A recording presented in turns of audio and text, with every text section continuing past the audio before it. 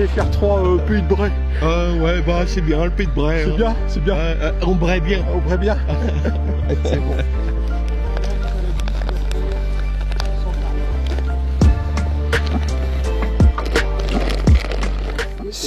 C'est une amorce que je fais.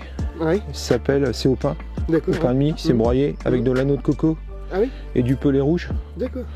Et en fait, pour pêcher aux méthodes et tout ça, en fait, maintenant je les prépare, je les mets sous vide parce que ça c'est pas du produit frais. Hein. Ah bah non. Et là, tu vas voir, ça, si ça veut marcher, ça va être un carton ici. Ouais. Ça, c'est prête bien. Parce que là, en plus, ça travaille bien dans la. Ça travaille bien, ça. Tu vois, ça va faire des particules qui vont descendre. Et la noix de coco, elle va descendre en bas, et comme elle est plus légère, densité de l'eau, elle va remonter en surface. Et du coup, tu travailles, tu as une mécanique vraiment dans la colonne d'eau. Et aux méthodes, maintenant, ça, tu vois, l'hiver, je pêche comme ça. Ouais. Mais ça sur un méthode. Et... Ouais, on voit les particules, ça travaille. Hein. Tu vois, regarde. Ouais. On voit les particules.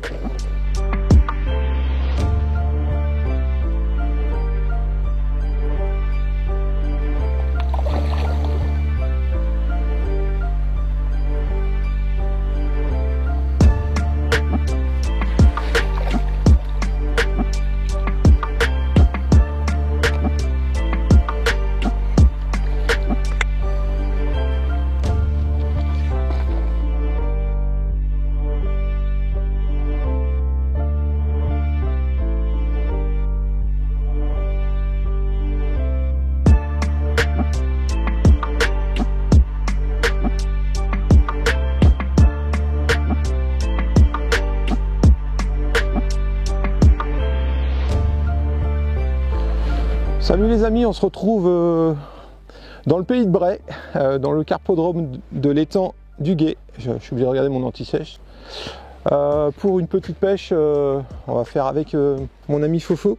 Alors lui, il va pêcher au coup. Bah, il est déjà attelé. On fait un concours au nombre de poissons. Il a déjà de l'avance. Moi, je me rattraperai après, c'est pas grave. Et surtout pour découvrir le site, c'est la première fois que je viens. Et puis ça me rappelle un peu mes souvenirs quand j'étais parti pêcher en Angleterre une semaine. C'est vraiment des petits étangs bien sympathiques. Je sais que mes amis anglais aimeraient très bien ces styles d'étangs. En termes de fond, on tourne... Bon là, c'est vrai que cette année, il a fait un peu chaud, donc on a perdu un peu d'eau, mais on a à peu près 1,50 m, 1,60 m d'eau quand tout va bien. Là, on est plutôt à 1,20 m, hein, c'est ça, Eric ? 1,20 m, 1,30 m. Moi, par contre, aujourd'hui, je vais pêcher... J'étais parti pour pêcher au feeder, avec des petites cages, parce que franchement, ils s'y prêtent très bien. Je vais pêcher au feeder flottant, aux Enox, avec ma recette au pain. On fera une petite explication, l'approche de Eric, puis la mienne aussi.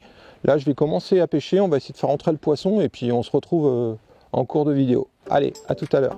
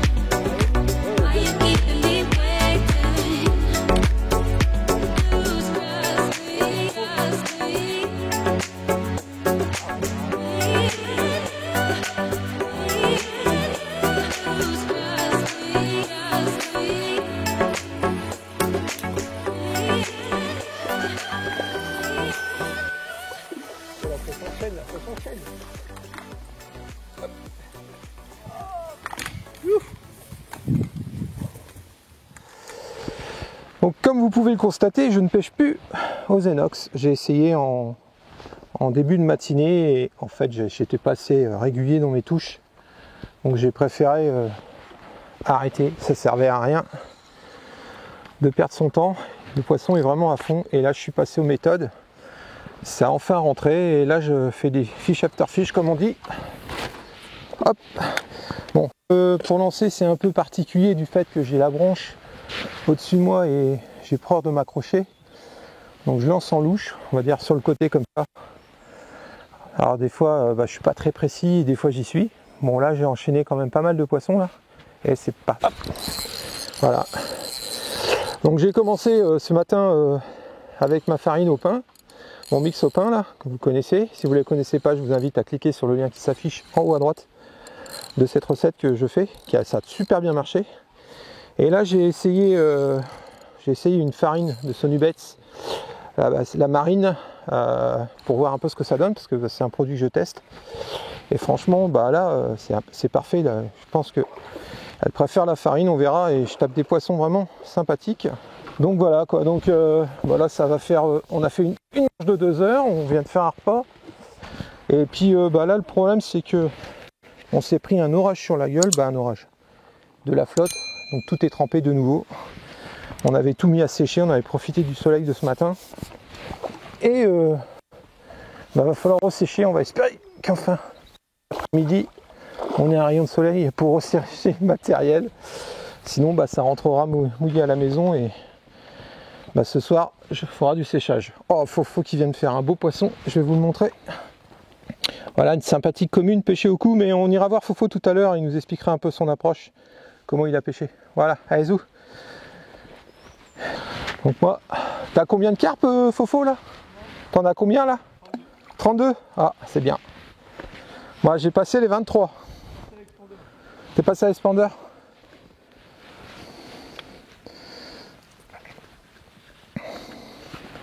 Alors j'étais brièvement sur les explications ce matin du lieu. Donc pour vous situer, on est pas loin de Neufchâtel-en-Bray en fait. Donc pour les gens qui connaissent, c'est sur la route, si je dis pas de bêtises, c'est Beauvais je crois. Pour aller soit Beauvais ou... Et c'est là, elle tombe vraiment sur la farine parce que...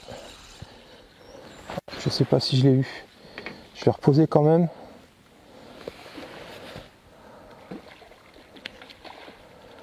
Et Fofo il est reparti au coup là. Fish after fish. Bon, on n'est pas sur des plans d'eau à gros poissons on va dire. On arrive à faire quand même des carpes de 2,5 kg, donc c'est sympa quoi, il fait du joli combat.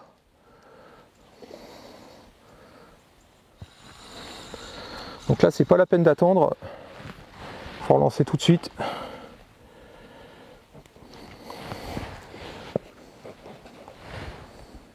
On est sur une pêche on va dire de rendement pour rigoler quoi. Voir l'efficacité des deux techniques.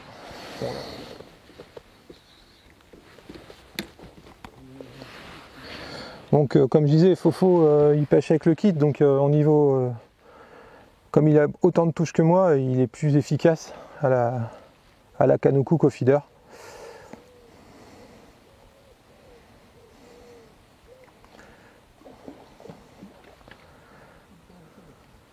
Et c'est parti. Ouais.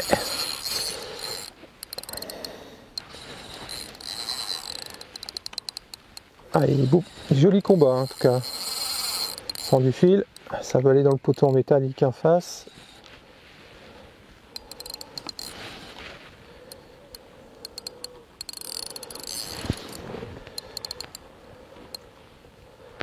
Qu'est-ce que j'ai piqué?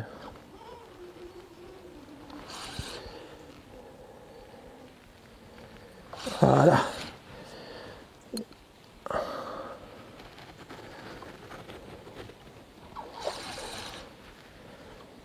Encore une belle commune.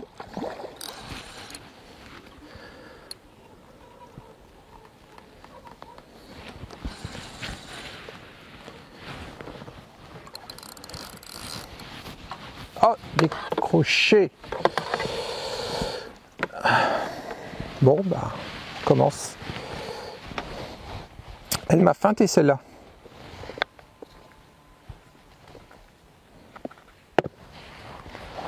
On va essayer de lancer comme ça.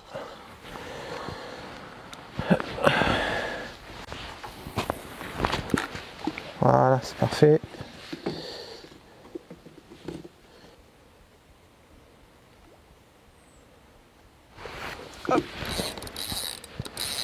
Yes.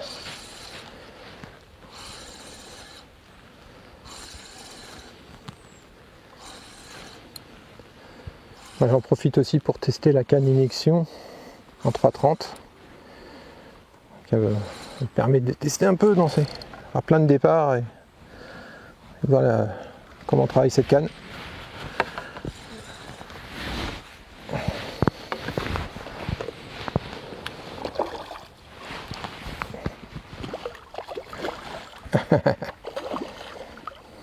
Hop.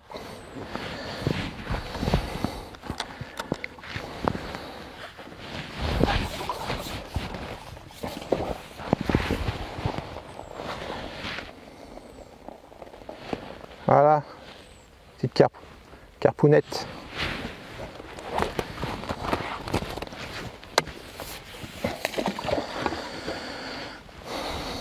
Hop.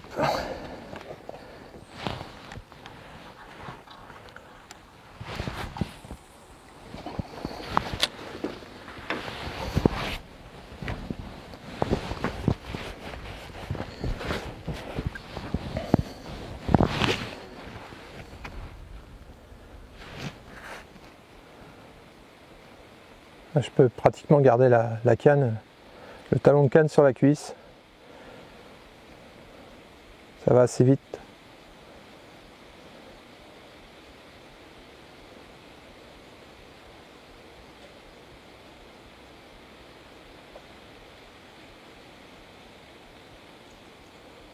Voilà. C'est auto-ferré.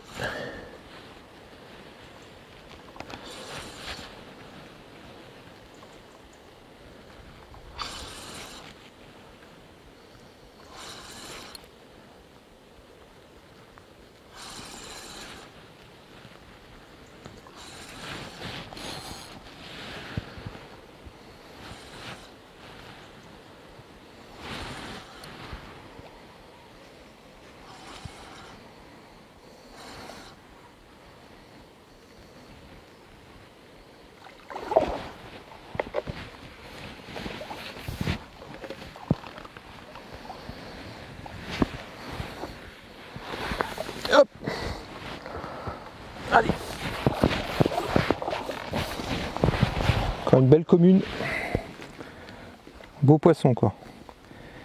On fait des poissons plus gros hein.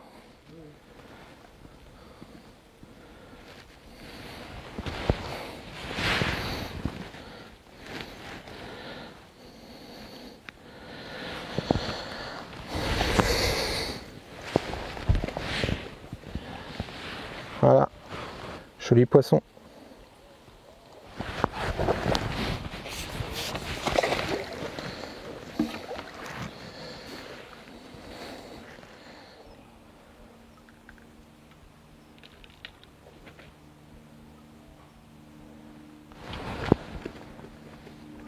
Ah ouais, ça...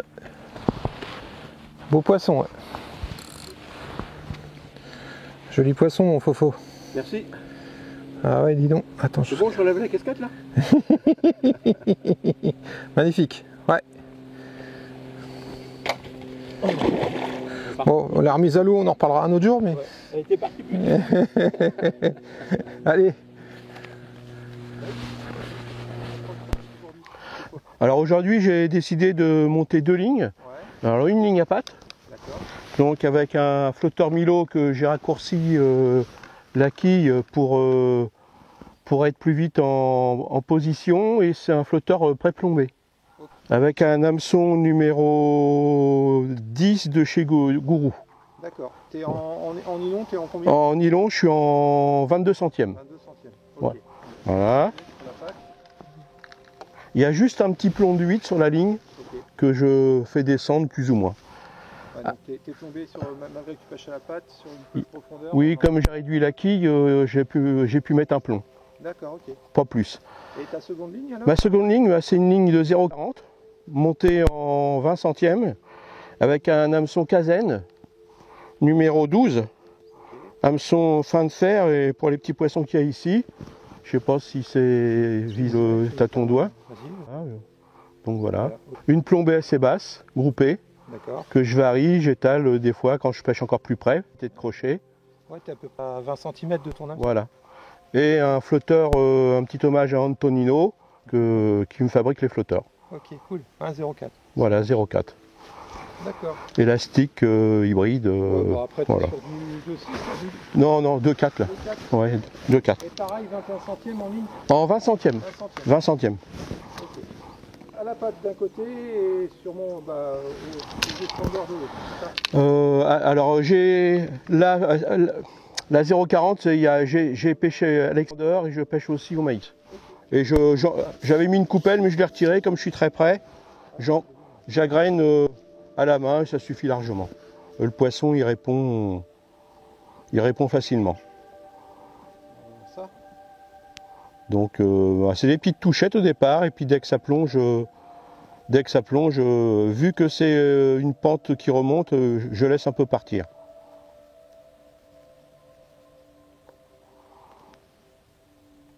T'as combien à peu près de profondeur là? Oh là j'ai à peu près 80 cm à peu près, pas plus. Voilà.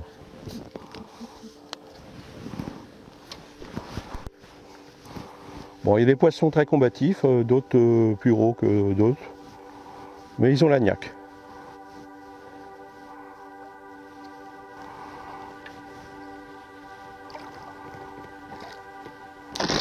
Bon bah, C'est à tes proches. ça arrive. Ça arrive hein, même au meilleur. Preuve. Enfin, au meilleur, c'est vite dit. Disons au pas trop mauvais. Donc là, on va mettre un petit expandeur pour voir que ça marche très bien aussi à l'expandeur. Donc c'est un expandeur de 5. Après, c'est pareil, c'est à la verticale, les poissons ils sont quand même. Ouais. Et là, le fond est très accidenté. Là, il y a des joncs, il y a des racines de joncs. Donc, et il y a du petit gardon aussi qui nous embête à force de chez du micropelé. Voilà. Allez, ça va vite. Hein. Pas besoin de pêcher vraiment, parce que tu fais vraiment une pêche de bordure. Hein. Voilà, pêche de bordure classique. Avec des poissons qui sont plus ou moins combatifs et plus ou moins gros. Il n'y a pas besoin de leur tirer sur la houle.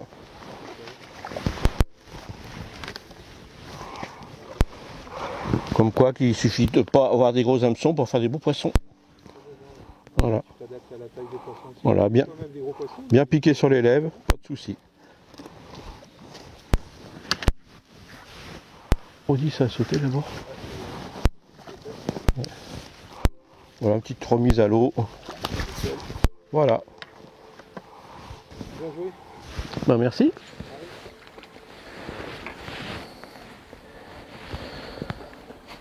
Yes. Et ben là, c'est instantané. Hein. Le poisson, il tombe, il saute sur la porte. Oh, une belle grosse carpe. Ah ouais, faut venir pour faire une photo. Là. Ah ouais. Bah ça y est, elle est sortie. Ah ouais. Oh la vache. Elle a une couleur, tu verras, c'est magnifique. Ah là, j'ai fait, je crois que c'est le plus gros là, pour moi. Allez. Super poisson. Le piqueux ou pas le piqueux? Coach. Cheese. Allez, mais. J'aime bien faire comme ça fait des beaux piquets. Ça fait des beaux pichets. C'est bon. C'est bon? Ouais. Super. Beau poisson, hein. Oh la vache.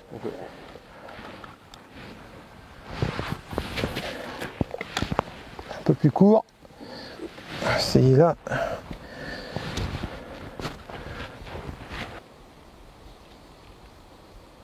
Ah, ça c'est vraiment une pêche dans les roselières.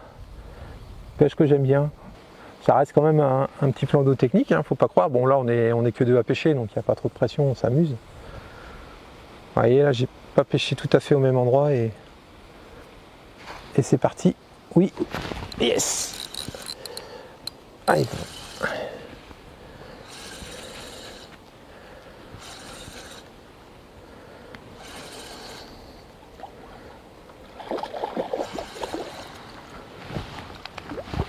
Petite carpe aussi. Petite carpounette. Hein? Ah ça y est, là je les ai rentrés. Hein. Bon, j'attends un peu plus que toi les touches, mais tout dépend comment je lance mon méthode. Comme je suis pas très précis, en fait, je pense que si j'étais un peu plus précis, à peine posé, ça partirait quoi.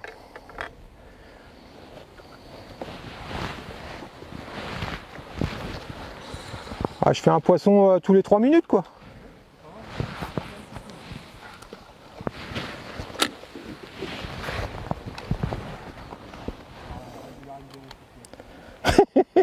Je m'inquiète pas. Ça aurait été le résumé du week-end.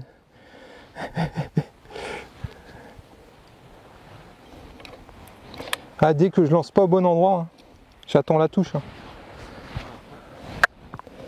Ah, précision quand même, hein. Malgré que ça soit feeder, faut être précis quand même. Ça. Bon, bah Louis, merci de ce petit test sur ce carpodrome. Pour moi, c'était une première. En tout cas, c'est un cadre sympathique parce que ce que je disais dans l'intro de la vidéo, j'ai eu la chance de pouvoir pêcher en Angleterre. Ouais. Et franchement, c'est des trucs atypiques qu'on connaît en Angleterre. Ouais. Des petites zones d'eau et tout ça, assez techniques. Donc, est-ce que tu peux présenter un peu le carpodrome? On peut présenter déjà celui-là. Ouais. Donc ça, c'est le carpo 1. Ouais. Donc le carpo qui va être poissonné avec beaucoup de petits poissons, des profondeurs assez moindres, avec des hauts fonds, on a des roselières, on a des arbres. C'est assez sauvage. Ouais, c'est assez sauvage. Ouais. On a privilégié cet étang-là. On a le carpo 2 qui est à l'opposé, qui est totalement différent, avec une grosse profondeur d'eau, des poissons un peu plus gros en moyenne. Et puis moins dense parce qu'on a un petit peu de blanc là-dedans, qui c'est plus le carpodrome, ficherie. Et donc voilà quoi. Ok. Pour quelqu'un qui voudrait venir sur le carpodrome, comment ça se passe? Il peut me joindre sur Messenger. Donc il y a mon Facebook personnel Louis Gavel, ou après il y a les étangs du Guet. D'accord. Il me contacte, ouverture samedi, dimanche toute l'année. On fait des concours à peu près aussi toute l'année, un peu moins en hiver, mais on fait toujours des pêches d'hiver et ça répond toujours bien en hiver avec les petits poissons. Et puis un coup de fil et puis c'est bon, ouverture à 8h jusqu'à 19h le samedi et 18h le dimanche. La semaine, le dimanche, et puis la semaine aussi. La semaine, les jours fériés. D'accord. Parce que moi j'ai un boulot à côté. Bah je me doute, ouais. Forcément. Okay. Donc, voilà. Et le tarif c'est 12 € la journée? 12 € la journée, 10 € en concours. Ok. Donc voilà. Cool. On fait une partie restauration aussi. Ok. Et les poissons, c'est des souches que tu as importées? Donc on a à peu près 60% des poissons sur le site, sur les deux carpodromes de mon cheptel, et 40% qu'on a importés. D'accord. Donc on fait aussi de la reproduction, on fait de la reproduction de koi, et puis maintenant on fait aussi pas mal de reproduction pour alviner les étangs. Donc on passe des coups de filet, on récolte, on regrossit et on se réempoissonne pour éviter d'acheter. Voilà. Donc c'est mieux pour avoir du poisson de souche. Ça fait longtemps que c'est en carpodrome ça, ou c'est assez récent? Ça fait 4 ans là. À 4 ans, 4 ans, ouais. Donc on a eu deux bonnes années. L'année dernière, on devait voilà. une belle décroche. Tu peux décrocher de temps en temps, si. Ouais, alors tu disais. Et du coup, on devait partir, on devait arrêter, et tout compte fait, on garde. On a racheté le site et du coup, on va pousser sur les deux carpodromes. Okay. On va augmenter la densité dessus à du bas. Celle-là, on va la maintenir et on va régler quelques petits trucs, les gardons, tout ça.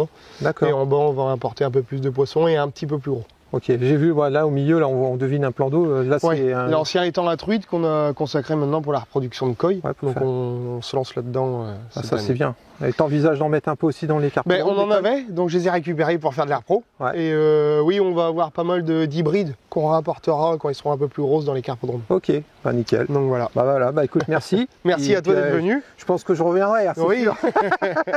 Ça marche. Voilà. Au plaisir, merci. Au plaisir.